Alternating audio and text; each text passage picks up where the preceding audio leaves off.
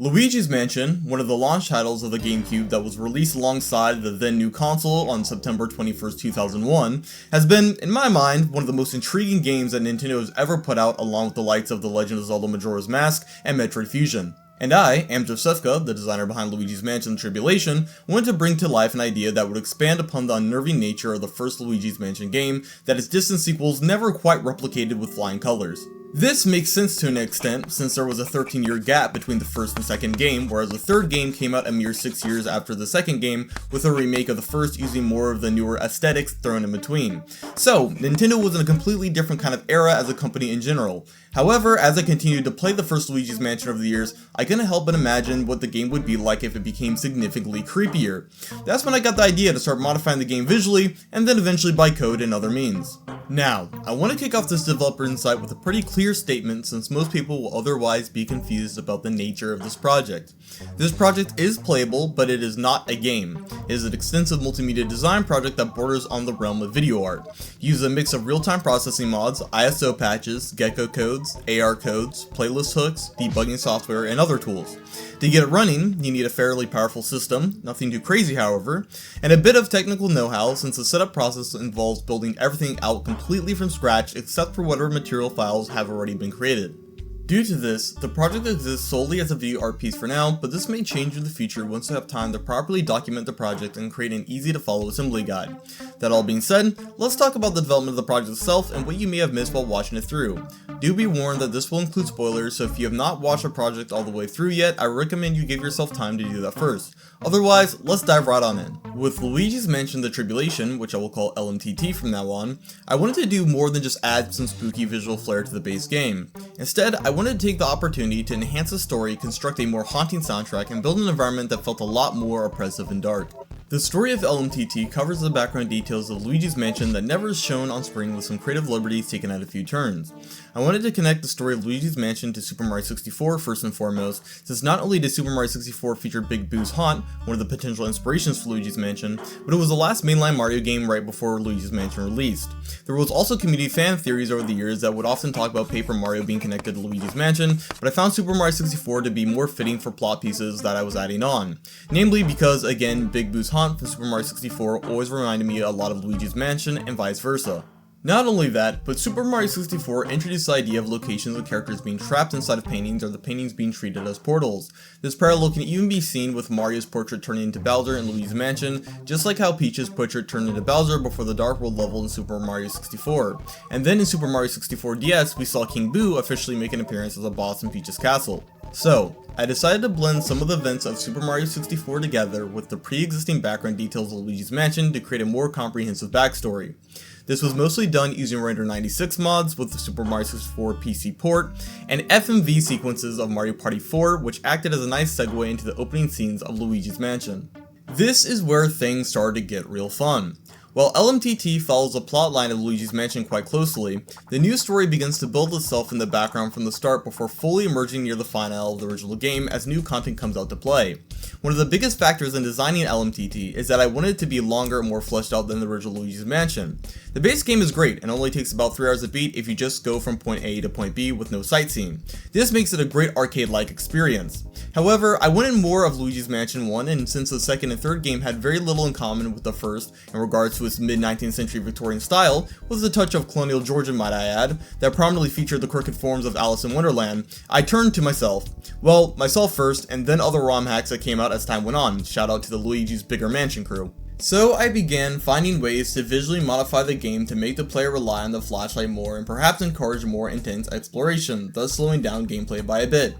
One of the big problems with playing Luigi's Mansion on any modern display is that the game might appear to be too bright, thus rendering the flashlight useless. Apparently, this was even an issue back when the game first came out, since the options menu specifically instructs the player to change the brightness of their CRT until you see one of the ghosts disappear.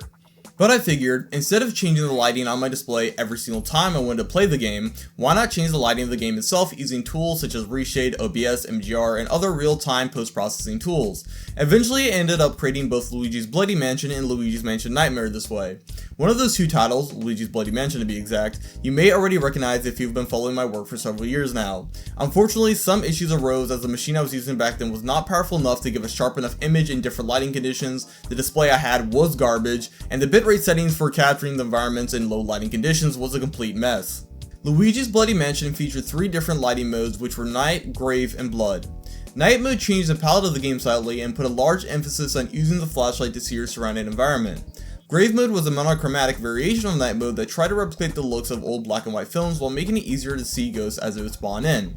And then blood mode featured a burned in red hue that had a bit crushed static running across it, creating a creepy and hard to see environment where your flashlight was about as much use as your own eyes were. Luigi's Mansion Nightmare, on the other hand, was a multiplayer stream test kit with only a single lighting mode that sat somewhere between the visual style of the night mode and grave mode of Luigi's Bloody Mansion.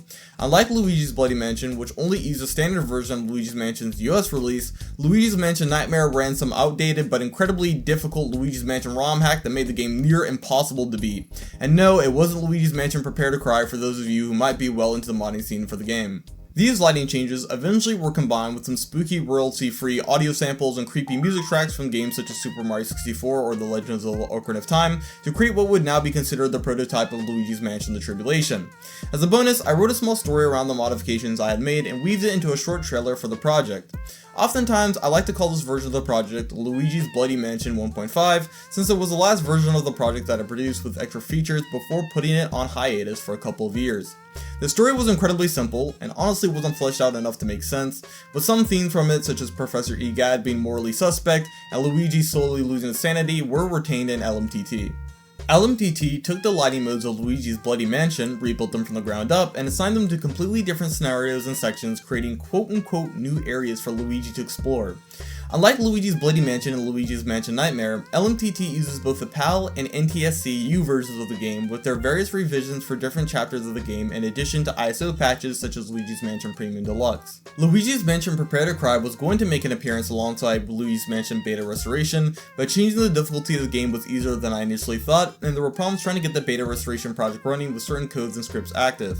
Ultimately, LMTT uses solely the NTSC-U and PAL versions of the game, with Luigi's Mansion Premium Deluxe, a modification of the NTSC-U version, being called upon for the free roam lab feature since it requires more than just some basic Gecko code modding, especially with widescreen display support to my knowledge.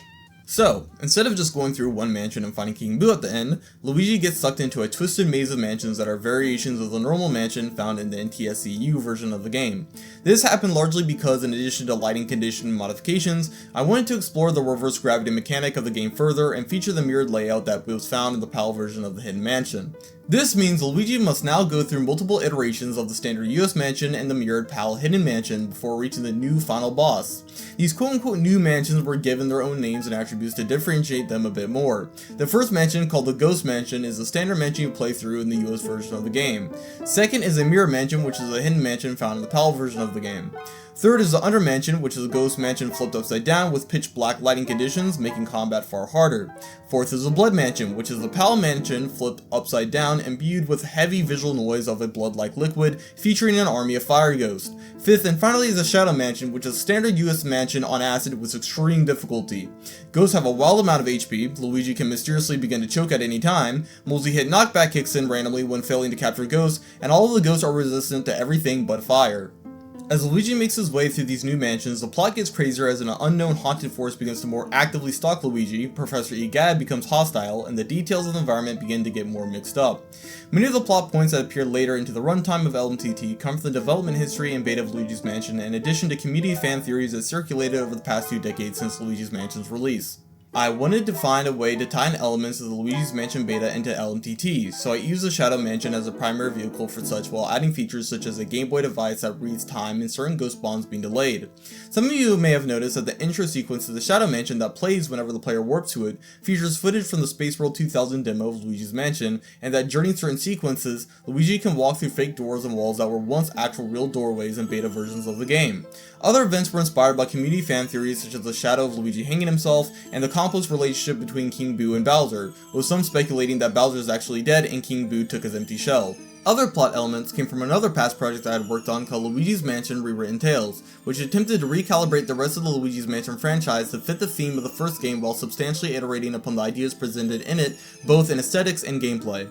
Some of these elements include Luigi progressively getting more lost, King Boo slowly turning morally grey in nature, the mansion becoming more haunted the further you explore it, etc.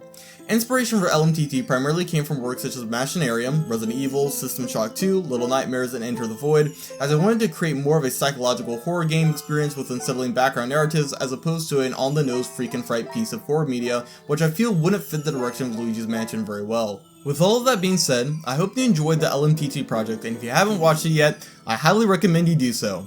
As I planned it, the narrative is a slow burn into insanity, so things might seem familiar at first, and not too spooky right off the bat, but a keen eye will pick up on all of the little hints and clues that things aren't quite right with Luigi's adventure. I do plan on releasing some kind of build guide so others can experience the project firsthand for themselves, but it might take a couple of months or a couple of years depending on what I have going on. I also do plan on publishing a wiki detailing the events and entities of the game. With all that said, thank you for tuning in, and I'll see you guys in the next video.